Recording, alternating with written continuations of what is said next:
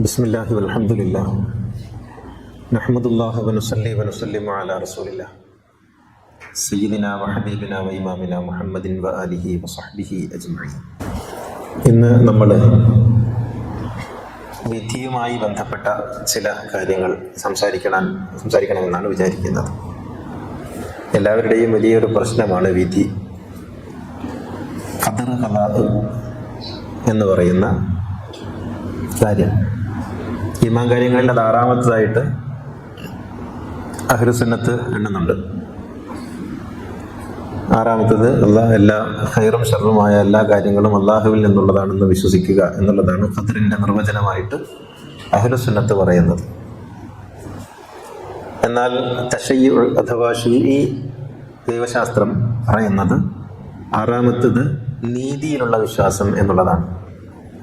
ദൈവത്തിൻ്റെ നീതിയിലുള്ള വിശ്വാസം, അള്ളാഹുവിലും മലക്കുകളിലും കിതാബുകളിലും പ്രവാചകന്മാരിലും അന്ത്യനാളിലും നീതിയിലും വിശ്വസിക്കുക എന്നുള്ളതാണ് തശയ്യുഇന്റെ ദൈവശാസ്ത്രം പറയുന്നത്. അപ്പോൾ അവിടെ തന്നെ ഇസ്ലാമിലെ മുഖ്യ ധാരകളിൽ ഒന്നായിട്ടുള്ള ഷീഈകളുടെ ഈമാൻ കാര്യങ്ങളിൽ ആറാമത്തതിൽ ഖദർ ഖലാ ഇല്ല എന്നുള്ളതാണ്. അത് അഹ്ലുസുന്നത്തിന്റെ ഈമാൻ കാര്യങ്ങളിലാണ് അതുള്ളത്. എങ്കിലും അതൊരു വലിയ സമസ്യയാണ്. എന്താണ് ഈ വിധിവിശ്വാസം എന്ന് പറയുന്നത്? അള്ളാഹു എല്ലാ കാര്യങ്ങളും മുൻകൂട്ടി തീരുമാനിച്ചു. പ്രീ ഡെസ്റ്റിനി ആണോ ഈ ലോകം എന്ന് പറയുന്നത്? അങ്ങനെ ഒരു അള്ളാഹു തആല എല്ലാ കാര്യങ്ങളും തീരുമാനിച്ചു വെച്ചിട്ട് നമുക്ക് സ്വർഗമാണ് നിന്റെ ഡെസ്റ്റിനേഷൻ അല്ലെങ്കിൽ നരകമാണ് നിന്റെ ഡെസ്റ്റിനേഷൻ എന്ന് നമ്മളോട് എല്ലാം എഴുതി വെച്ചതിന് ശേഷം പിന്നെ സ്വർഗത്തിന് വേണ്ടിയും നരകത്തിന് വേണ്ടിയും ഇവിടെ വിചാരണ നടത്തുന്നു എന്നൊക്കെ പറയുന്നതിനുണ്ടാകുന്ന കുറെ പ്രശ്നങ്ങളുണ്ട്.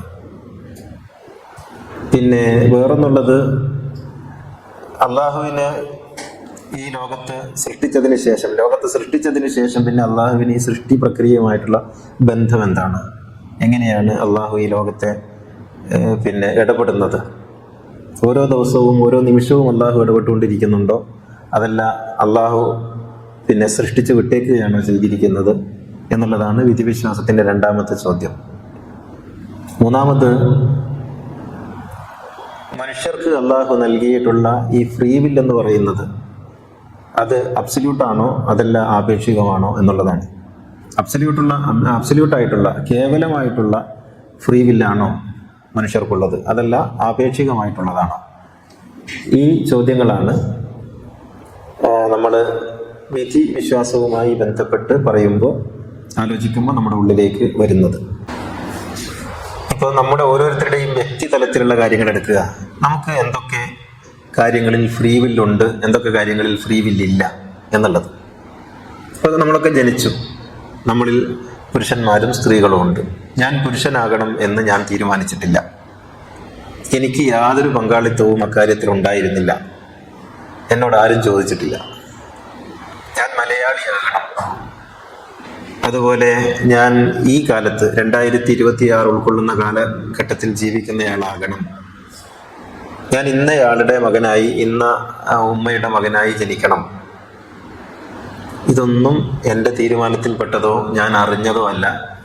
ഞാൻ യഥാർത്ഥത്തിൽ അങ്ങനെ ആയിത്തീർന്നതാണ്. അപ്പോൾ ഇതെൻ്റെ വളരെ പ്രധാനപ്പെട്ട സംഗതിയാണല്ലോ. എൻ്റെ ലിംഗവിഭാഗം, എൻ്റെ ദേശം, എൻ്റെ ഭാഷ, എൻ്റെ കാലം, ഇതൊന്നും ഞാൻ തീരുമാനിച്ചതല്ല.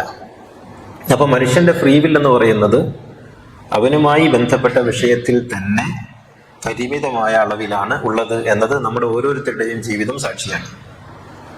ഇനി ഇവിടുന്ന് അങ്ങോട്ട് എനിക്ക് ഫ്രീ വില്ലുള്ള ഒരു കാര്യം, എൻ്റെ ഇണ ആരായിരിക്കണം എന്ന് എനിക്ക് തിരഞ്ഞെടുക്കാം. പക്ഷെ എൻ്റെ മക്കൾ ആരായിരിക്കണം എന്നുള്ളതിൽ എനിക്ക് ഒട്ടധികം പരിമിതികളുണ്ട്.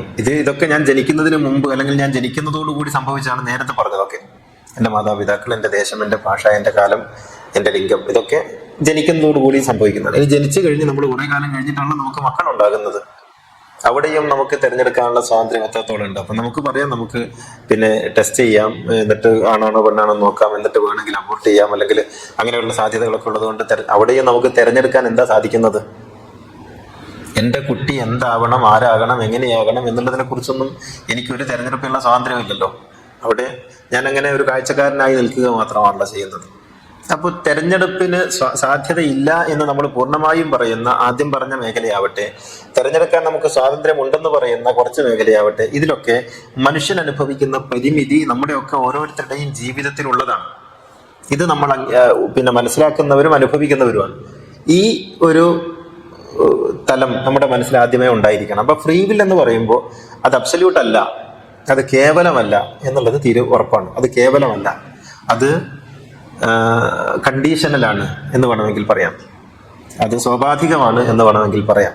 എല്ലാ കാര്യത്തിലും അങ്ങനെ മനുഷ്യന് ഫ്രീ വില്ലില്ല. പ്രകൃതി ആർക്കും, മനുഷ്യനെന്നല്ല ആർക്കും ഇല്ല. ഒരു കിളി കിളിയായിരിക്കണം, ഏത് കിളിയാവണം, ഏത് കാലത്ത് ജനിക്കണം എന്ന് ആ കിളി തീരുമാനിക്കുന്നില്ല. ആർക്കും അങ്ങനെ കഴിയില്ല. അപ്പോ നമുക്ക് ഒട്ടും അധികാരമില്ലാത്ത ഒരുപാട് മേഖലകൾ, ഒരുപക്ഷെ നമ്മുടെ ജീവിതത്തിന്റെ ഒട്ടുമുക്കാൽ ഘടകങ്ങൾ, ഇപ്പൊ ഞാൻ ആണാണ് എന്നുള്ളത് എൻ്റെ ജീവിതത്തിന്റെ ഒടുവിലോളം ഞാൻ കൊണ്ടുനടക്കുന്ന ഒരു ഐഡന്റിറ്റിയാണ്. ഈ ഐഡന്റിറ്റിയാണ് എൻ്റെ തീരുമാനമില്ലാതെ വന്ന് ചേർന്നിട്ടുള്ളത്. അതുപോലെ ഞാൻ മലയാളിയാണ് എന്നുള്ളത് ഞാൻ ഏത് നാട്ടിൽ ഏത് ദേശത്ത് പോയാലും, ഞാനിപ്പോൾ ജർമ്മൻ PR എടുത്താലും ഞാൻ ബേസിക്കലി ഞാൻ മലയാളിയാണ് എന്ന് എഴുതേണ്ടതായിട്ട് വരും. അതെൻ്റെ ഐഡന്റിറ്റിയാണ്. എൻ്റെ പ്ലേസ് ഓഫ് ബർത്ത് എന്ന് പറയുന്നത് കേരളമാണ് എന്ന് ഞാൻ എഴുതേണ്ടതായിട്ട് വരും. അപ്പോൾ ഇത് മാറ്റാൻ കഴിയാത്ത, എൻ്റെ പിതാവിൻ്റെയും എൻ്റെ മാതാവിൻ്റെയും പേര് എനിക്ക് ഒരിക്കലും മാറ്റാൻ കഴിയില്ലല്ലോ. അപ്പോൾ എൻ്റെ ജീവിതകാലം മുഴുവനും ഞാൻ കൊണ്ടു നടക്കുന്ന ഐഡന്റിറ്റിയാണ് എന്നോട് ചോദിക്കാതെ എൻ്റെ മേൽ അടിച്ചേൽപ്പിച്ച് തന്നിരിക്കുന്നത്. അപ്പോൾ ഫ്രീ വിൽ എന്ന് പറയുന്നത് നമ്മൾ ആലോചിക്കേണ്ടത് നമ്മുടെ ജീവിതത്തിന്റെ ഒട്ടുമുക്കാലും നമ്മളുടെ ഫ്രീ വില്ലുമായിട്ട് ബന്ധപ്പെട്ടല്ല, മറിച്ച് നമ്മളിൽ വന്നു ചേർന്നതാണ് എന്നുള്ളതാണ്. അപ്പോൾ വളരെ ചെറിയൊരു കാര്യമാണ് ഇപ്പോൾ ഞാൻ എന്ത് കഴിക്കണം എന്ത് കഴിക്കണ്ട എന്നൊക്കെ തീരുമാനിക്കുന്നത് പോലുള്ള ചില സംഗതികളിലാണ് നമുക്ക് ഫ്രീ വിൽ ഉള്ളത്. ആ ഫ്രീ വിൽ ഉള്ള മേഖലകളിൽ അത് അബ്സല്യൂട്ടാണ്. ഇതാണ് നമ്മൾ മനസ്സിലാക്കേണ്ടത്. മനുഷ്യന്റെ ഫ്രീ വിൽ അബ്സല്യൂട്ട് അല്ല.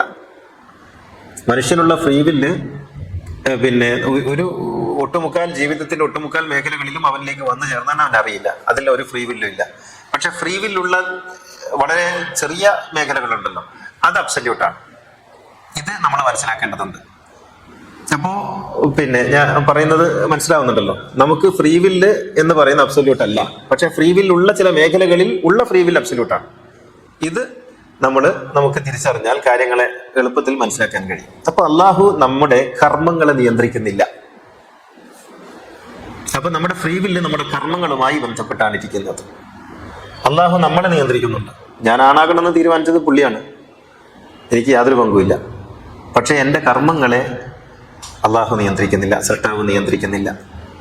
എൻ്റെ കർമ്മങ്ങൾ എൻ്റെ മാത്രമാണ്.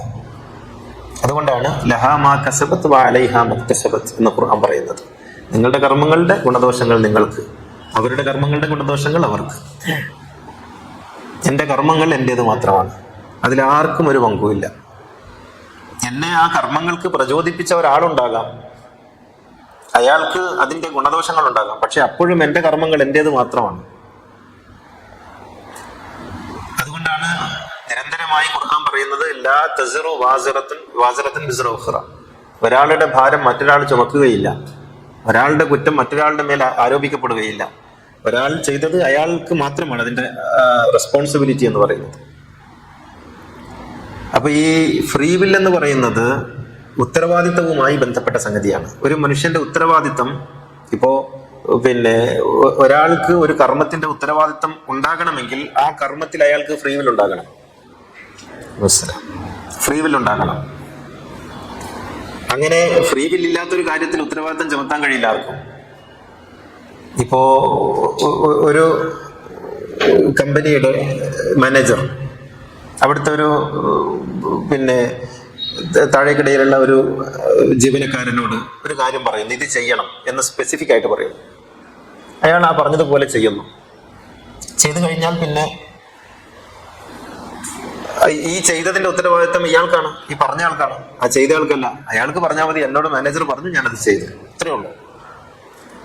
ഇനി അതല്ല, അയാൾക്ക് ഫ്രീ വില്ല് കൊടുക്കുന്നു, അത് നല്ലതാണെങ്കിൽ നീ ചെയ്യേ, ഗുണമാണെങ്കിൽ ചെയ്യണം, ആലോചിച്ചിട്ട് ചെയ്താൽ മതി എന്നാണ് പറയുന്നതെങ്കിൽ ആ ചെയ്യുന്നതിന് ഉത്തരവാദിത്തം അയാൾക്കാണ്. അപ്പോൾ ഫ്രീ വില്ലാണ് ഉത്തരവാദിത്തത്തിന്റെ അടിസ്ഥാനമായിരിക്കുന്നത്. ഒരു കർമ്മം ആ കർമ്മം നിങ്ങളെ ഗുണകരമായി ദോഷകരമായി നിങ്ങളുടെ ജീവിതത്തിന്റെ ഭാഗധേയത്തെ നിർണ്ണയിക്കുന്നതാകണമെങ്കിൽ ആ കർമ്മം നിങ്ങളുടേതായിരിക്കണം. അപ്പൊ അള്ളാഹു നിങ്ങളുടെ കർമ്മങ്ങളെ നിയന്ത്രിക്കുന്നു എന്ന് വന്നാൽ അതിൽ നിങ്ങൾക്ക് ഉത്തരവാദിത്തമില്ല എന്നാണ് വരിക. നിങ്ങൾക്ക് ചോദ്യം ചെയ്യപ്പെടാൻ പറ്റൂല. നിങ്ങളുടെ കർമ്മങ്ങളുടെ, നമ്മുടെ കർമ്മങ്ങളുടെ നിയന്ത്രണം അള്ളാഹുവിന്റെ കരങ്ങളിലാണ് എങ്കിൽ ആ കർമ്മങ്ങളുടെ പേരിൽ നാം ചോദ്യം ചെയ്യപ്പെട്ടുകൂടാ. അത് അനീതിയാണ്. അനീതി ദൈവത്തിൽ നിന്നുണ്ടാവാൻ പാടില്ല, സൃഷ്ടാവിൽ നിന്ന് അനീതി ഉണ്ടാകാൻ പാടില്ല. അപ്പൊ അള്ളാഹു നീതിമാനാണ് എങ്കിൽ, അള്ളാഹു നമ്മളെ വിചാരണ ചെയ്യുന്നത് ശരിയാണെങ്കിൽ നമ്മുടെ കർമ്മങ്ങളെ നമുക്ക് വിട്ടുതരണം. വിട്ടുതരാത്ത കർമ്മങ്ങളിൽ അള്ളാഹുവിന് ചോദ്യം ചെയ്യാൻ അധികാരമില്ല. അങ്ങനെ ചോദ്യം ചെയ്താൽ നമുക്ക് അങ്ങോട്ട് ചോദിക്കാം, എന്റെ കർമ്മങ്ങളെ നീയാണല്ലോ നിയന്ത്രിച്ചത് എന്ന് ചോദിക്കാം. അപ്പൊ കർമ്മങ്ങൾ പൂർണ്ണമായും നമ്മുടേത് മാത്രമാണ്, നമ്മളാണ് തിരഞ്ഞെടുക്കുന്നത്. അപ്പൊ നമുക്ക് ചോദിക്കാവുന്നത്, ഞാൻ ഇന്ന കർമ്മങ്ങൾ ചെയ്യുമെന്ന് ദൈവത്തിന് അറിയാമായിരുന്നോ ഇല്ലേ എന്നുള്ളതാണ്. തീർച്ചയായിട്ടും അറിയാം. അറിയുന്നത് കർമ്മത്തെയോ ഭാഗധേയത്തെയോ ബാധിക്കുന്ന ഒരു സംഗതിയല്ല. ഞാൻ പലപ്പോഴും ഖുതുബയിലും ഒക്കെ പറഞ്ഞിട്ടുള്ള ഒരു ഉദാഹരണം വീണ്ടും സന്ദർഭത്തിന്റെ തേട്ടമനുസരിച്ച് ആവർത്തിക്കാമെന്ന് ഞാൻ വിചാരിക്കുന്നു. അതിങ്ങനെയാണ്: ഒരു നല്ല അധ്യാപകൻ, ആ അധ്യാപകന്റെ ക്ലാസ്സിൽ ഒരുപാട് കുട്ടികളുണ്ട്.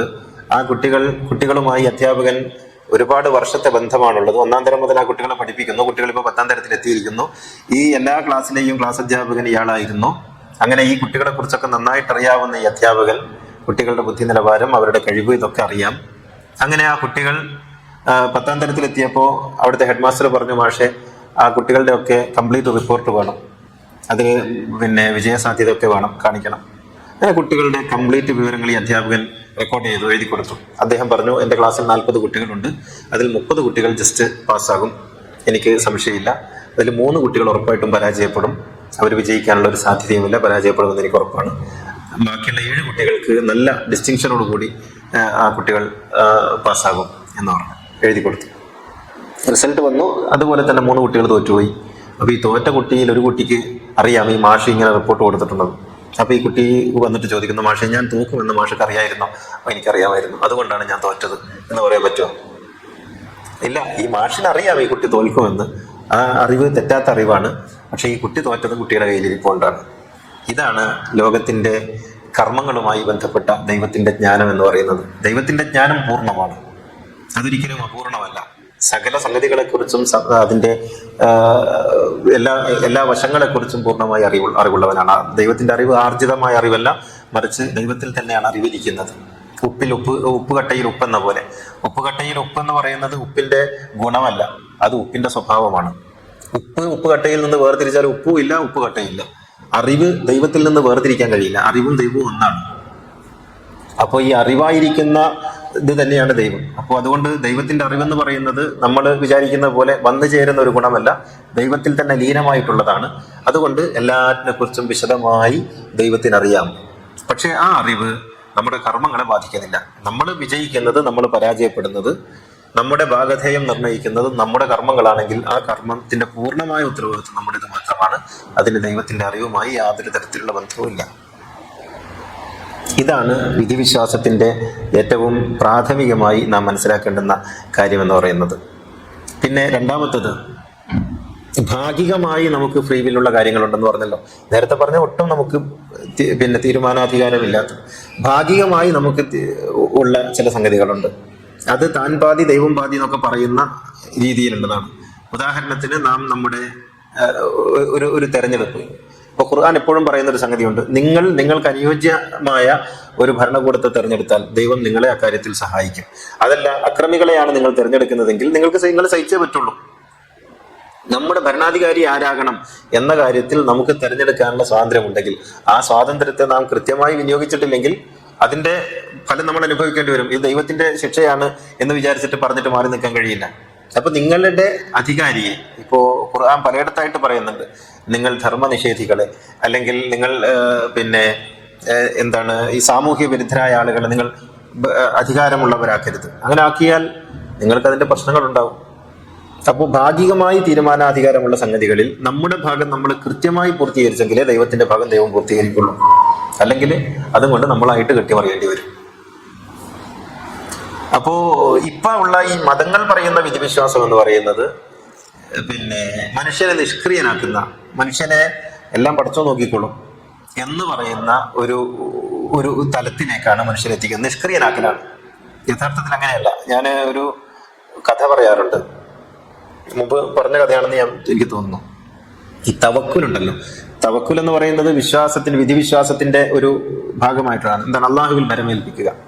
ഇപ്പൊ നമ്മുടെ നാട്ടില് ഈ 40 ദിവസവും 4 മാസവും ഒക്കെ ഇങ്ങനെ പോകുന്ന ആളുകൾ പറയും, എല്ലാം ഞാൻ അള്ളാഹുവിൽ ഏൽപ്പിച്ചിരിക്കുന്നു. ഇങ്ങനെ അള്ളാഹുവിൽ ഏൽപ്പിച്ചിട്ട് പോകുന്ന ആളുകളുണ്ട്. ഇങ്ങനെ അള്ളാഹുവിൽ ഏൽപ്പിക്കാൻ അള്ള പറഞ്ഞിട്ടുണ്ടോ? അള്ള പറഞ്ഞ എന്താണ്? നമ്മുടെ കഴിവിനതീതമായിട്ടുള്ള സംഗതികളെ, നമ്മുടെ കഴിവിനതീതമായിട്ടുള്ള കാര്യങ്ങളെ, നമ്മളിപ്പോൾ ഒരു വീട് ഉണ്ടാക്കി, ആ വീടിൽ സാധനങ്ങളൊക്കെ ഉണ്ട്, എന്നിട്ട് അതിന് നല്ല ഉറപ്പുള്ള വാതിലൊക്കെ വെച്ച് പൂട്ട് നല്ല വില പെട്ടെന്നൊന്നും തുറക്കാൻ കഴിയാത്ത പൂട്ട് കൊണ്ടൊക്കെ പൂട്ടി അയൽവാസികളൊക്കെ പറഞ്ഞിട്ട് നമുക്ക് പറയാം, അല്ലാഹുവേ ഞാനിതൊരു വഴിക്ക് പോവാണ്, എൻ്റെ വീട്ടിൽ ഒന്നും പ്രശ്നങ്ങളൊന്നും ഇല്ലാതെ നീ കാക്കണേ എന്ന് പറയാം. നമ്മൾ വീട് മലൊക്കെ തുറന്നിട്ട് എന്നിട്ട് ഇതാ ഞാൻ പടച്ചവനെ ഏൽപ്പിച്ചിരിക്കുന്നു പറഞ്ഞു പോയാലോ? പടച്ചവനൊരു ഉത്തരവാദിത്വം ഇല്ല. അപ്പൊ തവക്കുൽ എന്ന് പറയുന്നത് വിധിവിശ്വാസത്തിന്റെ മറ്റൊരു തലമാണ്. ഒരു കഥ ഞാൻ പറയാൻ ഉദ്ദേശിച്ചത് ഇതാണ്. ഇബ്രാഹിം ബിൻ അദ്ഹം എന്ന് പറയുന്ന ഒരു സൂഫി ഗുരു ഉണ്ടായിരുന്നല്ലോ. അദ്ദേഹം രാജാവാണ്, ഒരു പ്രവിശ്യയുടെ രാജാവാണ്. അദ്ദേഹം സൂഫിയായിട്ട് ഇങ്ങനെ നടക്കുന്ന ഒരു കാലം, ദർവേഷായിട്ട് ഇങ്ങനെ നടക്കുന്ന ഒരു കാലം. അപ്പൊ അദ്ദേഹം ഒരിക്കൽ ഒരു പള്ളിയിൽ പോയപ്പോൾ അവിടെ തന്റെ ബാല്യകാല സുഹൃത്ത് അവിടെ ഇങ്ങനെ ഇരിക്കുന്നത് കണ്ടു, ഇങ്ങനെ പ്രാർത്ഥിച്ചിരിക്കുന്നത് കണ്ടു. അപ്പൊ ഇദ്ദേഹം ചോദിച്ചു, അല്ല എന്താ സുഹൃത്തെ, കുറെ കാലം കണ്ടിട്ട് എന്താ നിങ്ങളുടെ കഥ? അപ്പൊ അയാളുടെ പായാരവും ദാരിദ്ര്യവും ഇങ്ങനെ പറയാൻ തുടങ്ങി. അപ്പൊ ഇദ്ദേഹത്തിന് മനസ്സറിഞ്ഞിട്ട് പറഞ്ഞു, ഞാൻ നിങ്ങൾക്ക് കുറച്ച് പണം തരാം, ആ പണവും കൊണ്ടുപോയിട്ട് നിങ്ങൾ കച്ചവടം ചെയ്യണം, എന്നിട്ട് കാശ് ഉണ്ടാക്കണം, എന്നിട്ട് നിങ്ങൾ നന്നായിട്ട് ജീവിക്കണം എന്ന് പറഞ്ഞു. ഈ കാശ് മറ്റ് ചെലവഴിച്ച് കളയരുത്, ഇത് കൊണ്ടുപോയിട്ട് കച്ചവടം ചെയ്യണം എന്ന് പറഞ്ഞിട്ട് ഇദ്ദേഹം കുറച്ച് ഒരു പണക്കിഴി ഈ സുഹൃത്തിന് കൊടുത്തു. അവിടെ നിന്ന് കച്ചവടത്തിന് പോകുന്ന ഒരു സംഘത്തിന്റെ കൂടെ ഇദ്ദേഹത്തെ പറഞ്ഞയച്ചു. എന്നിട്ട് പറഞ്ഞ് കച്ചവടം ചെയ്ത് ഉഷാറായിട്ട് എന്നെ വന്ന് കാണണം എന്നൊക്കെ പറഞ്ഞിട്ട് പറഞ്ഞയച്ചു. അങ്ങനെ ഏതാനും ദിവസം കഴിഞ്ഞപ്പോൾ ഇദ്ദേഹത്തെ വീണ്ടും പള്ളിയിൽ തന്നെ കാണുന്നു ഇബ്രാഹിം ബിൻ അദ്ഹം. ഇയാൾ പള്ളിയിൽ തന്നെ. അപ്പൊ ചോദിച്ചു, അല്ല നിങ്ങൾ എന്താണ്, ഞാൻ പറഞ്ഞിട്ട് പോയില്ലേ കാശൊക്കെ തന്നിട്ട്? ഞാൻ പോയി. എന്നിട്ടോ? ഞാൻ പോകുന്ന വഴിയിൽ ഒരു അത്ഭുതം ഉണ്ടായി. ഞങ്ങളിങ്ങനെ ഒരു കാട്ടിലൂടെയായിരുന്നു യാത്ര ചെയ്തിരുന്നത്. അങ്ങനെ ഒരു ദിവസം ഒരു കാട്ടിൽ ഞങ്ങളിങ്ങനെ രാത്രിയായപ്പോൾ തമ്പടിച്ച് അവിടെ കൂടി. ഞാൻ പിറ്റേന്ന് രാവിലെ പുലർച്ചെ നോക്കുമ്പോൾ അവിടെ ഒരു പക്ഷി, ഒരു വലിയ ഭീമാകാരനായ ഒരു പക്ഷി. ഞാൻ നോക്കുമ്പോൾ അതിന് നടക്കാൻ പറ്റുന്നില്ല, മുടന്താണ് കാലിന്. പിന്നെയും സൂക്ഷിച്ചു നോക്കിയപ്പോൾ അതിന്റെ കണ്ണും കാണുന്നില്ല എന്ന് എനിക്ക് മനസ്സിലായി. പ്രായമുണ്ട്.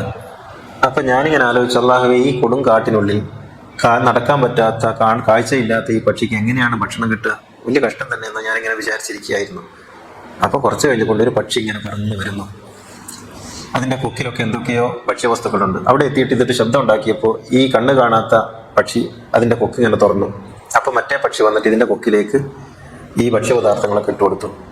ഞാൻ അത്ഭുതത്തോട്ടിട്ട് ഇങ്ങനെ നോക്കുമ്പോൾ ഈ പക്ഷി പറന്നുപോയി വീണ്ടും വന്നു. പിന്നെ വരുന്നത് കുറച്ച് വെള്ളത്തുള്ളികൾ കൊക്കിന്റെ ഉള്ളിൽ ഒതുക്കിക്കൊണ്ടാണ് അത് ഇതിന്റെ ഉള്ളിലേക്ക് എത്തിച്ചു കൊടുക്കണം. ഇത് പലയാവർത്തി നടന്നു. അപ്പൊ ഞാനിങ്ങനെ ആലോചിച്ചപ്പോൾ ഈ കൊടും കാട്ടിനുള്ളിൽ ഈ അന്ധനും മുടന്തനുമായ പക്ഷിക്ക് അന്നം കൊടുക്കാൻ പര്യാപ്തനായ നാഥ, ഞാൻ എന്തിനാണ് ഇങ്ങനെ തണ്ടിത്തിരിയുന്നത്? ഞാൻ പള്ളിയിലിരുന്നാലും നിനക്ക് അന്നം തരാൻ കഴിയുമല്ലോ എന്ന് മനസ്സിലാക്കിയിട്ട് അള്ളാഹുവിൽ തവക്കുൽ ചെയ്ത് ഞാൻ ഇങ്ങോട്ട് വന്നതാണ് എന്ന് ഇദ്ദേഹം പറഞ്ഞു. അപ്പൊ ഇബ്രാഹിം ബിൻ അദ്ഹം ഇദ്ദേഹത്തിന്റെ പുറത്തൊരടി കൊടുത്തുകൊണ്ട് ചോദിച്ചു, നീ എന്തിന് അന്ധനും മുടന്തനുമായ ആ പക്ഷിയായി? നിനക്ക് മറ്റേ പക്ഷിയായിക്കൂടായിരുന്നോ? മറ്റേ പക്ഷിയാകാമായിരുന്നല്ലോ. നീ അന്ധനും മുടന്തനുമായ പക്ഷിയാകണം നിന്നോട് ആരാ പറഞ്ഞു? നിനക്ക് എന്തുകൊണ്ട് നീ മറ്റേ പക്ഷിയിൽ കണ്ടില്ല? ഇങ്ങനെ അന്ധനും മുടന്തനുമായിരിക്കുന്ന പക്ഷിക്ക് ഭക്ഷണം കൊണ്ടു കൊടുക്കുന്ന പക്ഷിയായി മാറിക്കൂടായിരുന്നോ നിനക്ക്? അപ്പോ ഈ മടിയന്മാർക്കുള്ള തത്വശാസ്ത്രമാണ് തവക്കുൽ എന്ന് പറയുന്നത്. മടിയന്മാരായിരിക്കാനാണ് എപ്പോഴും തവക്കുൽ ഉപയോഗിക്കുന്നത്. നമ്മളിങ്ങനെ വെറുതെ ഇരുന്നാലും പഠിച്ചോ കൊണ്ടുതരും അല്ല, മറ്റേ പക്ഷിയാകാനാണ് തവക്കുൽ വേണ്ടത്. എപ്പോഴും പ്രവാചകൻ പറയുന്ന ഒരു ഉപമയുണ്ട്, നിങ്ങൾ പക്ഷികളെ പോലെയാകണം. അത് രാവിലെ പോകുന്നു, രാവിലെ ഒഴിഞ്ഞ വയറുമായി പോകുന്നു, വൈകുന്നേരം നിറഞ്ഞ വയറുമായി തിരിച്ചു വരുന്നു. അപ്പൊ എല്ലാവരും പറയും ആ പക്ഷിയെ പോലെ ആയാൽ മതി. ഒന്നും വേണ്ട. പക്ഷി എന്താ ചെയ്യുന്നത്? ഒരു നിമിഷം വെറുതെ ഇരിക്കുന്നില്ല, അതിങ്ങനെ അതിന്റെ ഇര അന്വേഷിച്ചു കൊണ്ടേ നടക്കുകയാണ്. ഒരു പക്ഷിയും വെറുതെ ഇരിക്കുന്നത് നിങ്ങൾക്ക് കാണാൻ കഴിയില്ല. അടയിരിക്കുന്ന സമയത്തല്ലാതെ പക്ഷി വെറുതെ ഇരിക്കുന്നില്ല, അല്ലെങ്കിൽ പിന്നെ രാത്രി ഉറങ്ങുന്ന സമയത്ത്. ബാക്കിയുള്ള സമയങ്ങളിലൊക്കെ പക്ഷി അതിന്റെ അന്നം അന്വേഷിച്ച് ഇങ്ങനെ കറങ്ങിത്തിരിയുകയാണ്. ഈ ഒരു അന്വേഷണം, ഈ ഒരു അധ്വാനമാണ് തവക്കുലിന്റെ നിർവചനം എന്ന് പറയുന്നത്. നിങ്ങൾ നിരന്തരമായി പരിശ്രമിച്ചുകൊണ്ടിരിക്കുക എന്നുള്ളതാണ്. നിരന്തരമായി പണിയെടുത്തുകൊണ്ടിരിക്കുക, നിരന്തരമായി ഉത്സാഹിച്ചുകൊണ്ടിരിക്കുക എന്നുള്ളതാണ്. അതാണ് തവക്കുല്. എന്നിട്ട് അതിന്റെ ഭാഗധേയം നിങ്ങൾ അനുഭവിക്കുക. അപ്പോൾ വിധി എന്ന് പറയുന്നത് അങ്ങനെ തീരുമാനിക്കപ്പെട്ട ഒന്നല്ലെന്നും നമ്മൾ തന്നെ തീരുമാനം ഉണ്ടാക്കുന്നതാണെന്നുമാണ് പറഞ്ഞു വന്നതിന്റെ ചുരുക്കം. നമ്മളാണ് തീരുമാനങ്ങൾ ഉണ്ടാക്കുന്നത്. പിന്നെ എല്ലാ വാതിലുകളും അടയുന്നിടത്ത്, എല്ലാ ഉത്തരങ്ങളും മുട്ടുന്നിടത്ത്, എല്ലാ വഴികളും നമ്മുടെ മുന്നിൽ ഇരുട്ടായി പോകുന്നിടത്ത് നമുക്ക് വിധി എന്ന് പറയുന്ന ഒരു വാക്കിൽ അഭയം തേടാം എന്ന് പറയുന്നത് അത് കേവലമായ ഒരു അഭയം തേടലിന്റെ തലം മാത്രമാണ്, ഒരു വിശ്വാസത്തിന്റെ തലം മാത്രമാണ്. നമ്മുടെ അറിവില്ലായ്മയുടെ, നമ്മുടെ നിസ്സഹായതയുടെ അങ്ങേയറ്റത്ത് നാം മുട്ടി നിൽക്കുമ്പോൾ നമുക്ക് പറയാനുള്ള ഒടുവിലത്തെ വചനമാണത്. എന്നല്ലാതെ വിധി എന്ന് പറയുന്നത് മുൻകൂട്ടി നിശ്ചയിക്കപ്പെട്ട ഒരു സംഗതിയേ അല്ല. നമുക്ക് ഫ്രീ വില്ലുള്ള മേഖലകളിൽ നമുക്ക് അബ്സല്യൂട്ട് ഫ്രീ വില്ലാണ്. ഫ്രീ വില്ലില്ലാത്ത മേഖലകളിലോ നമുക്ക് ഒട്ടും ഫ്രീ വില്ലില്ലതാനും. ഇതേക്കുറിച്ച് നമ്മൾ മനസ്സിലാക്കേണ്ടുന്ന അടിസ്ഥാന വസ്തുത എന്ന് പറയുന്നത്. ഖുർആനിൽ നമുക്ക് കാണാം, നിങ്ങൾ അനുഭവിക്കുന്ന ദുരിതങ്ങൾ അത് നിങ്ങളായിട്ടുണ്ടാക്കുന്നതാണ്. അപ്പൊ നമ്മൾ ചോദിക്കും, ഈ കുട്ടികളൊക്കെ എങ്ങനെയാണ് എന്ന് ചോദിക്കും. കുട്ടികൾക്കൊക്കെ ഉണ്ടാകുന്ന അവിടെ നമ്മുടെ മറുപടി സാമൂഹിക ജീവി എന്നുള്ള നിലക്ക് മനുഷ്യൻ ഇൻഡിവിജ്വാലിറ്റി ഇല്ല അവന്റെ തീരുമാനങ്ങളിൽ. ഒരു മനുഷ്യൻ ഒറ്റക്കെടുക്കുന്ന തീരുമാനങ്ങൾ സമൂഹത്തെ ബാധിക്കും, സമൂഹത്തെ ആകെപ്പാടെ ഗ്രസിക്കും. അതുകൊണ്ട് തന്നെ നമ്മൾ എടുക്കുന്ന തീരുമാനങ്ങളെല്ലാം സമൂഹത്തെ മൊത്തം ബാധിക്കുന്നതാണ്. അതൊരു ശരീരം പോലെയാണ് പ്രവർത്തിക്കുക. നമ്മുടെ മൊത്തം ഇപ്പൊ കാലിന് മുള്ളു നിറച്ചാൽ നമ്മുടെ തലയ്ക്ക് വേദന ഉണ്ടാകും. കാലിന് മുള്ളു നിറച്ചാൽ നമ്മുടെ മൊത്തം എല്ലാറ്റിനെയും ബാധിക്കും. എന്നതുപോലെ മനുഷ്യരിൽ ഒരാൾ ചെയ്യുന്ന ഒരു പ്രവൃത്തി ബാക്കിയുള്ളവരെ കൂടി ബാധിക്കുന്ന വിധത്തിലാണ് മനുഷ്യന്റെ ഘടന രൂപപ്പെട്ടിരിക്കുന്നത്. ഒരാൾക്ക് ഒറ്റയ്ക്ക് ജീവിക്കാൻ കഴിയില്ല. ഇപ്പോൾ ഒരു കാട്ടിലെ കുറുക്കൻ ഒറ്റയ്ക്ക് ജീവിക്കാം, മറ്റൊരു കുറുക്കന്റെയും സഹായം ഇല്ലെങ്കിലും ആ കുറുക്കന് ജീവിക്കാം. പക്ഷെ മനുഷ്യന് ജീവിക്കാൻ ഒക്കുമോ? നമുക്ക് ചെരുപ്പ് ധരിക്കണമെങ്കിൽ, നമുക്ക് അന്നം കഴിക്കണമെങ്കിൽ, നമുക്ക് വെള്ളം കുടിക്കണമെങ്കിൽ ഒക്കെ ഈ ലോകത്ത് നമ്മളെപ്പോലെ നമുക്കറിയാത്ത അജ്ഞാതരായ ആയിരക്കണക്കിന് മനുഷ്യരുടെ നിരന്തരമായ പരിശ്രമങ്ങളാലാണ് നമ്മൾ ഓരോരുത്തരും ജീവിക്കുന്നത്.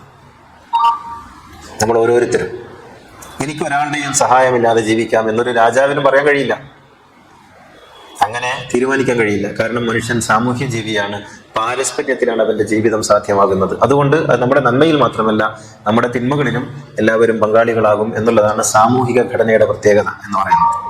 അപ്പോൾ ഈ ലോകത്ത് സംഭവിക്കുന്ന എല്ലാ ദുരിതങ്ങളും എല്ലാ നന്മകളും എല്ലാവരുമായും പങ്കുവെക്കപ്പെടേണ്ടതാണ്, എല്ലാവരുടെയും ഉത്തരവാദിത്തത്തിലുള്ളത് കൂടിയാണ് എന്നർത്ഥം.